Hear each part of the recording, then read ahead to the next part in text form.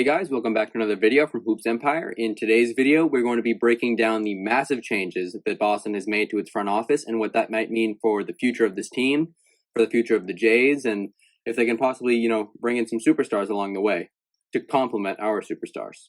But before we start, just make sure you're subscribed and like the video. 18 years, 1 championship.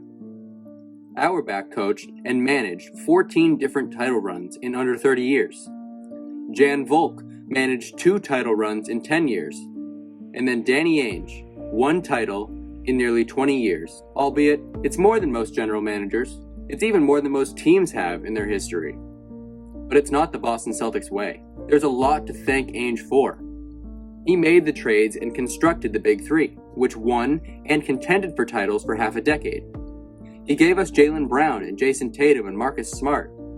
He made 47 draft picks in his 18 years and brought in players like Brown, Tatum, Smart, Rozier, Robert Williams, Joe Johnson, Jeff Green, Tony Allen, Al Jefferson, just to name some. He gets a lot of crap for his picks, but he did a damn good job. However, people don't have as much of a problem with the choices themselves, but rather the decision to keep said picks. The Celtics were at near OKC Thunder status for years. With the amount of picks they had compiled, even with Tatum and Brown, there was still more valuable and expendable picks. However, a lot of these picks turned into duds. Ogilvy, Grant Williams, Carson Edwards, Tremont Waters, Taco Fall, just wastes of a pick.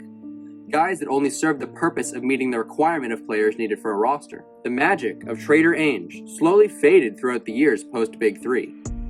The Isaiah Thomas trade, although in my opinion the correct move, put a personal stain on his resume. We lost Kyrie, Horford, and Hayward for virtually nothing outside of a trade exception. Ainge seemingly felt he had to keep up his persona, keep up the "I'll never lose a trade" motto. And it showed. The Miles Turner trade never went through because Ainge wanted Turner and Warren, and wouldn't settle for Turner and McDermott in time until Charlotte put in their offer. Just botched opportunity after botched opportunity. And finally, we get to this season. An injury-riddled season where the Celtics get booted first round, albeit to the title favorites, but they should have never been in the position to play them first round anyways. This season highlighted how bad this team is outside of the Jays. Kemba is an injury-prone shell of his former self. Smart's bad is starting to outweigh his good. Robert Williams can't stay healthy, despite all the talent. All you're left with is the Jays, Fournier, and literal G-Leaguers. You know it's bad when Romeo Langford is your starting shooting guard in a playoff game. Yet, because of such poor roster construction, because Ainge can't lose a deal, we are stuck with exactly that. Change was needed for this team, and in my opinion, there was no one better for the job than Stevens. Brad has been under Ainge's wing for just short of a decade, seeing the ins and outs, what does and doesn't work. He was there at the deadline, seeing what it's like to manage basketball operations. However, the main difference between Ainge and Stevens is knowledge.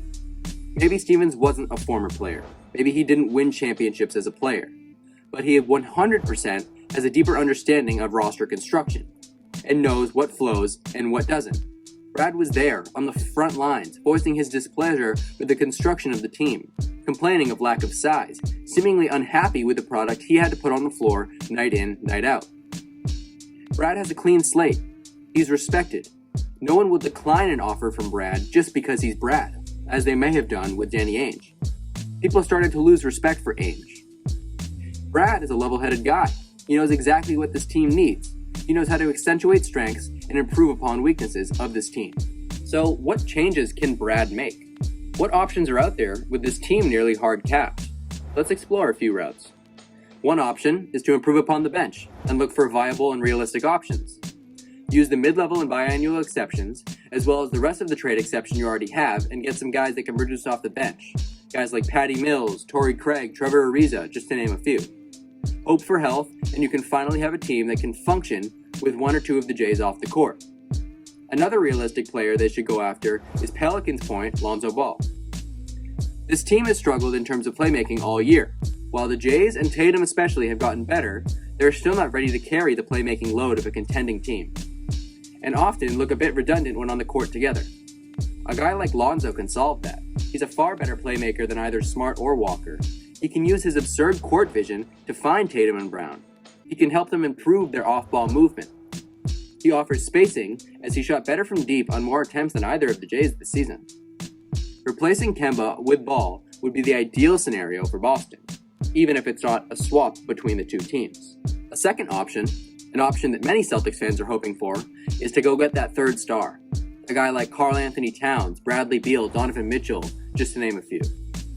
Making a trade for said star without including either one of the Jays is not probable, but it is possible, depending on the offer. Marcus Smart, Robert Williams, Aaron Nesmith, and every pick-and-pick swap you can offer. Even then, it may not be enough, but hopefully solid role players and a boatload of draft capital is a good enough offer to entice a team to deal their disgruntled star. And a third and final option, as well as the least realistic, is trading for a real, bona fide superstar. One that will almost guaranteed be asking for a J in return, a guy like Damian Lillard.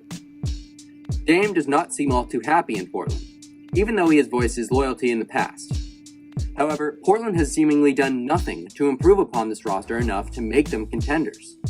Stotts has now been fired, and Dame wants Jason Kidd, even though that's not going to happen. While he may still seem committed, he posted a picture on Instagram after the lost series to the Nuggets, while averaging 35 points per game on absurd shooting numbers, breaking three-point records, and more. And the post is captioned with a Nipsey Hussle lyric. Quote, "How long should I stay dedicated? How long till opportunity meets preparation?" This could mean a few things. Some have said it could hint at retirement, but I highly doubt that's true. He's playing his best ball right now. He's not going to retire because of a bad playoff exit. What it most likely means is, when will things change? Will they ever change? Well, I have to take my talents somewhere else if I want to truly use my skills and abilities to reach the main goal, to contend and win championships. As of right now, it doesn't look like that's going to happen in Portland, now or in the future. They can trade McCollum, but what's truly the return? It's sure as hell not enough to launch them into contention. The next most valuable pieces are who? Anthony Simons? Derrick Jones Jr.? I think the best course of action for both the front office and for Dame is to trade to a team ready to contend. Get a good young player like Jaylen Brown. And Dame gets to compete for championships. Will it happen? Probably not. Will the Celtics even be willing to let go of Jaylen? Again, probably not. However, you have to get to give in this league. And I don't think any team could give you a better player with more potential than surrounding an offer around Jaylen Brown.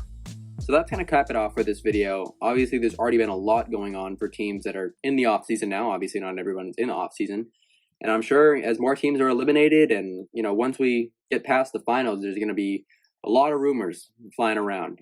So I guess we'll just have to see what happens. So make sure to subscribe if you're not already, like the video, and let me know down below what you think the Celtics should do with this offseason. Have a good one.